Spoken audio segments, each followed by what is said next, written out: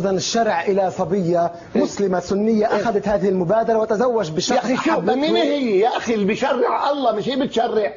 شو الحكي يا أخي؟ يا أخي هل بجوز أخته واحد بياخذها يحب أخته بياخذها؟ شو الكلام هذا؟ شو هالكلام نادين وويليام؟ شو الكلام هذا؟ شو الحب وحده كافي؟ منه كافي يا عيني. أنا بحترم كلام سماحة المفتي، أكيد بحترمه. بس ما بوافق أكيد عليه. مش ضروري توافق، مش ناطر أنا موافقتك، الله اللي بدي يوافق مش أنا بوافق. أصلا ما كنت لا مين أنت حتى توافقي؟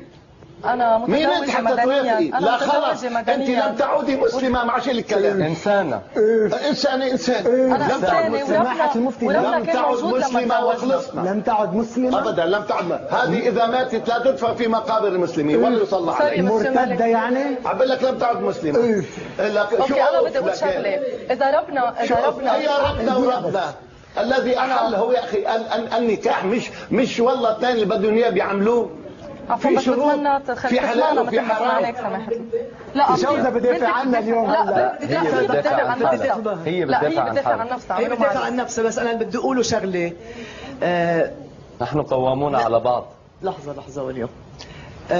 اول شيء مصدر الاديان اله واحد، اليهودية. هلا اترك الاديان اللي انا الله يرضى عنك. انا سمعتك. اترك الدين إلنا. انا سمعتك. اترك الدين إلنا. ما شرعي انت.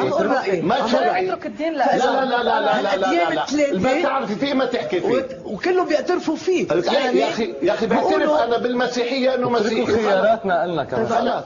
يعني اله واحد نزل هالرسائل الثلاث بتوقيتات مختلفة. لا ما نزلها بالوقت واحد.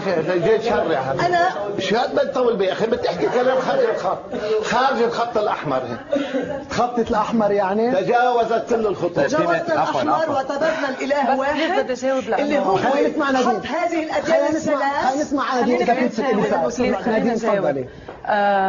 اولا بشكره على كل اللي حكاه، مع انه في كلام في يعني عدم احترام لخيارنا، بس انا بالرغم من هالشيء بحترم هو قناعاته. اكيد سماحة الشيخ مش انا عم يحكي شرع. عم يحكي شرع وانا بحترم. بس انا انسانه، وفي كتار غيري مش بس بهذا البلد، بكل العالم بيامنوا بربنا على طريقتهم الخاصه. كيف طريقتهم الخاصه؟ كيف شكل هذا؟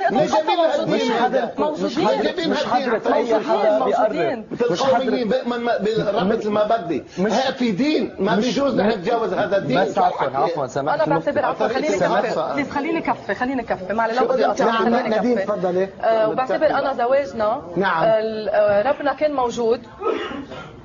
كان موجود. نعم. تعرفي الله الموجود ما سمح لك بالزواج.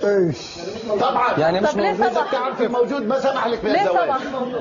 سماحة المفتي. شو؟ مين قال لك؟ سماحة المفتي. مين قال لك سمح لك؟ سماحة الله وسمح. سماحة المفتي. شو الكلام؟ إذا بتريد لا ما تتدخل فيما بتعرفه.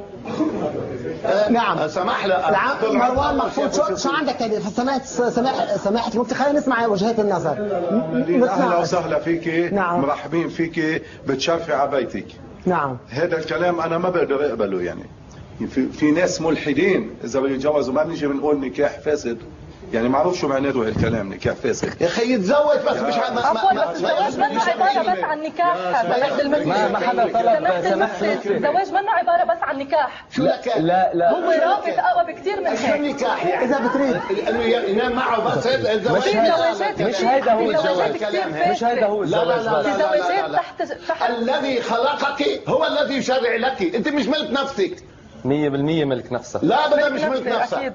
اكيد خلاص انتهى المشروع. بس عفوا. ما ملك نفسك. خلاص بطلت. سماحة المفتي بس انا ما بقعد بهيك مجتمع. السلام عليكم. سماحة المفتي. وعليكم السلام.